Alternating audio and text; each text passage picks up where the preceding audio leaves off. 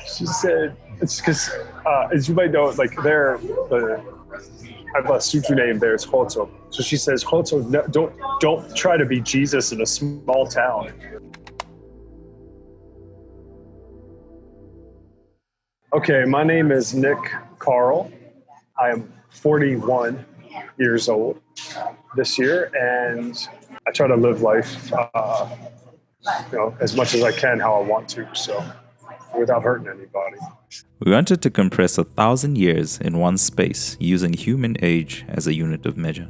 So we asked people a few questions about some consistent aspects of the life experience. If you didn't know how old you are, how old would you be? I don't know. And I'd say I would be like 25, maybe. 25. But that's new. That's a new thing because, like, just in the past, just since this pandemic, man, I've been like, things are changing. Everything's slowed down, and where I live is a pretty rural area in Virginia. I live near some small mountains.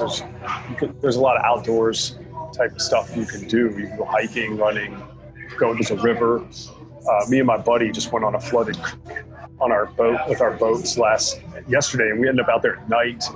It was pretty scary. You couldn't see anything. There's trees in the water, the current's strong, but just doing stuff like that, like you wouldn't really, if you're in your 40s, you'd probably be like, yeah, man, it's not really the smartest thing to do. But when you're 25, you're like, yeah, man, let's do it. Instead. What's the best piece of advice you've received? The best piece of advice I've received, the first thing that comes to my mind is, okay, I don't know. I could a lady, a mother in Soweto. She's my mother. She's like adopted me into her family. Our family accepts me as like their son. And she told me, she said, it's because, as you might know, like I have a Sutu name there. It's Hoto. So she says, Hoto, no, don't try to be Jesus in a small town. I was like, all right. I think that's the best advice I've ever been given. To me, it just means like, there's different things like, I think to me personally, there's two main things that it means for me, in my point of view. Is one, don't try to be out here with a savior complex. You see somebody dealing with problems. If you go too hard trying to help them, they can drag you down with them. It's like it's like a concept of, there's a story of this poet from this side called E. E. Cummings. I guess when he was a child, he was on a pond in a boat with him and his dog, and the boat turned over. It was a lake or something. The boat turned over, and so the dog tried to climb on him to save itself, and he was in danger of the dog actually drowning him. So he had to drown the dog to survive. I'm not saying drown on people, but it's a metaphor for what I'm talking about. And then the other part of it is also, don't allow yourself to be the one that gets nailed to the cross for other people's sins, so to speak. You know what I'm saying? Like, don't be the one that's the martyr. Don't be the one that, you must stand up for yourself. You can't just sit back and allow other people to walk all over you, take advantage of you. What's the one thing you'd like to change about the world? For real, the one thing I would like to change about the world is what I've heard is called, and what I also like to call, global systematic white supremacy. I think that's what it's basically called. There's a scholar called Neely Fuller Jr. I think he's from Washington, D.C. I'm not sure. He's from the U.S. and he breaks down how the global system of, like I said, Eurocentric dominance, and how that affects the world. I personally think that that's the biggest problem out here. And I think it has a lot of manifestations. It's not just like, interpersonal hatred, racism, things like that. It's how people think, our worldviews, what we consider to be the boundaries of reality. Share an experience you've had in your life that has taught you a lesson that you'll cherish forever. Man, that's a lot. It's a lot, man. It's a lot. Because I try to live for types of things like that. You know what I mean? Try to go into situations which are as profound as I can find. But just one thing that comes to mind, man. I was in California one time, and I'd taken a bus from Washington D.C. to San Francisco, California. It's about 5 days on the bus, and I had a friend that stayed there, so I went and stayed at her and her husband's place for a night. Well, first I stayed at a hotel, then I linked up with them. Then the next night I was walking around camping across the bridge from San Francisco, around this area called Stinson Beach, and I didn't know what to do. I'm like, I was supposed to meet my friend and my two other friends over there, but I didn't know where I was supposed to meet them. This was before cell phones, so we can't just call and make a plan. So we were just like, all right. I just looked up and I was kind of praying. And I was like, God, what do I do? You know, because I don't know what else to call it, right? So I'm like, God, what do I do? And next thing I know, I'm sitting on a big boulder on the beach next to the ocean, and this paper floats down. I'm telling the truth. This paper floats down. I pick it up, and it's a bus schedule. It says Stinson Beach to Marin City. So I'm like, oh, Marin City, that's just across the bridge. And it had written on it that day, whatever, it was like Friday or whatever, written in pencil, but it was a piece of paper that was printed off of a printer. So anyway, I'm like, okay, I got to take this bus from Stinson Beach to Marin City. Somehow this is a sign. Like I just literally was just like, God, what do I do? And a paper floats down.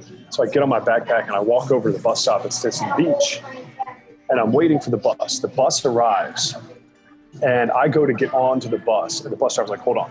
So I step back off the bus. Somebody gets off the bus, and then the next two people to get off the bus were my two friends. I was just telling her, my one friend, the one friend that was there, they were my neighbors growing up, actually. Well, the one older one, I didn't hang out with her. She's a little older than me. I knew her sister in high school. I know her now, but, you know, I mean, her dad, her nephew and nieces work with me now, and her brother-in-law. I mean, her sister-in-law. And then the other one, I saw her, and I was telling her son about that story just 2 days ago. Not 2 days ago, I'm sorry, last week. So that was the lesson I learned, is like, if you really believe, I don't even know how to interpret that, to be honest with you. I was kind of on another level, but just the lesson I learned is stuff like that can actually happen in life, like really weird things like that are miraculous. And you're like, okay. What do you feel you have confident knowledge of? You know what I feel like I have confident knowledge of? I feel like I have confident knowledge of, I'm pretty confident that I've more or less learned how to maintain a happiness within myself by loving myself most of the time. You know what I'm saying? Like, I slip. I mean, sometimes, the negativity, anger, things like that get the best of me, sadness, but it's happening. It's been happening a lot less in like the past 2 years. Once I clicked into this idea of like, I have to love myself first, all the things I didn't like about myself. I'm like, no. You're not going to change these things. You're just going to love the fact that they're there. If you could offer a newborn child only one piece of advice, what would it be? Yeah, what kind of, I don't know, man. I would just be like, dude, be yourself. Be happy with yourself. Because when you see a newborn child, you don't know how that child's going to turn out, and anything could happen. Anything could trigger, the child could be really, really happy child, and something happens and triggers, and the child turns into anything. You don't know, but I'd just be like, dude, just be happy with yourself. Be happy, love yourself. Love who you are, because, you're the only person you have to really live with until you die. What's the difference between being alive and truly living? I think it has to do with truly living has to do with trying to know yourself, and like, one can't fully know oneself, but at least like actually introspecting, learning about oneself, and understanding that, there are limits imposed upon our minds and our spirits by other people who want to control us. So, if we can break through that, and then enter that state of wonder and understand, oh, okay, I can understand, okay, I'm ignorant. I don't know. I'm in the state of I don't know, I wonder. Then the gates are open to get wisdom, knowledge, which I find kind of tends to come in the form of more wonder, unless there's solid evidence for something. If you could ask your future self one question, what would it be? Well, what I would do, because it would be my future self at one certain moment, because there's still more of a future self after that moment, right? And I can even ask myself this now, because if I look back and say, if I put in my mind a picture, a memory of myself, say like 10 years ago, when I'm, on a taxi going from Pretoria to Lesotho the first time I was in South Africa, I'm looking at myself then. I'm having a memory of myself then. And then so right now this is a memory that like our future selves are having. So I'm talking to my future self and my past self at this moment saying, look, you need to be confident in what you're doing and love yourself, because what you're doing is going to lead you to this now. What value would you like to pass on to the next generation if you have or were to have children? I'd try to pass on the value of like, just, try to be open to and listen to other people and really understand them. Even if you think they're wrong, even if you don't like them, even if they're trying to harm you or if they do harm you, at least be at a point where it's like, okay, I get it. I know why that happened. Because then you can be better informed on how to respond to whatever situations, try to put yourself in another person's shoes, whether, they're good or bad or whatever. That way you can assess and make your own moves to be able to, navigate whatever situation you might find yourself in. What do you want to spend most of your life doing? Oh man, what I want to spend most of my life doing is I want to do a few things. I want to be able to I want to be able to go to do research in university and try to study. There's a book that I have by a scholar. I think he's from Zimbabwe actually, but he's based there in South Africa. I think he's based at UNISA actually, and his name is Sabelo Ndlovukasheni, and wrote a book called Epistemic Freedom in Africa.